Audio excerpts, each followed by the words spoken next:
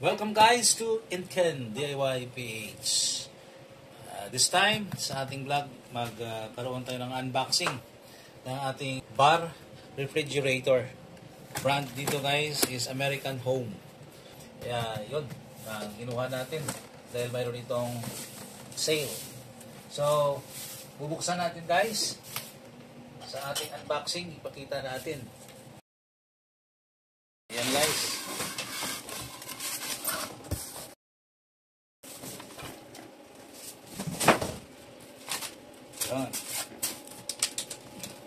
Ito guys, kunin natin itong plastic tie para mapagana natin guys yung bagong bar refrigerator. Ito guys yung brand American Home.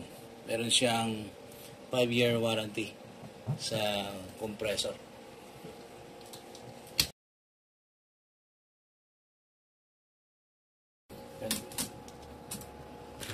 Yun, ito guys yung laman. So maliit na siya guys, oh. Yan. Ito yung coverage niya. Yan.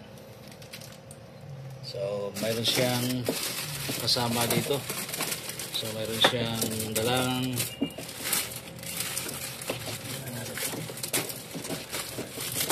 yan, manual guys, at saka yung ice cube. Yan. So American Home manual plus kasama dito yung ice cube.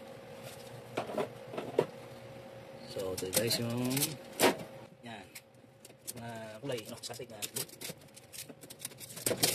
O, nabik.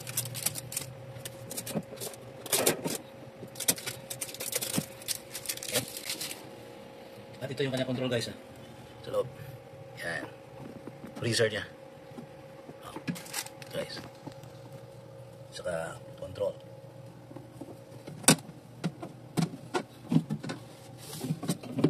Tan sa ilalim guys, ito.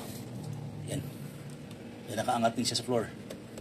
Ito naman sa loob dito guys, sa ating manual, nakasabi dito guys na pag naun natin dahil bago ito, dapat sa control, i-pull natin to guys yung control.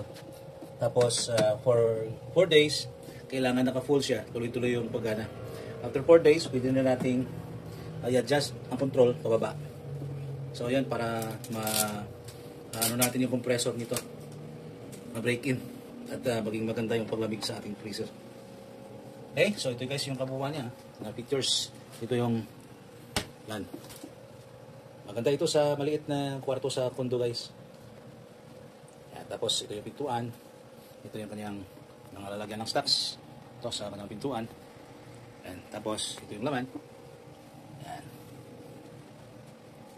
Ito yung likod guys. Okay, ito guys, 3-way.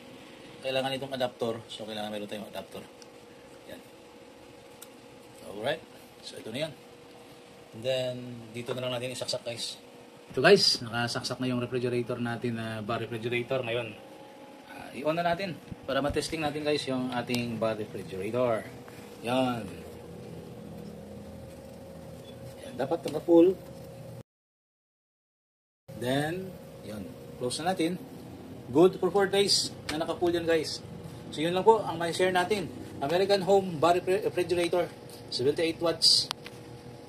So thank you for watching, and Ken DIY PH.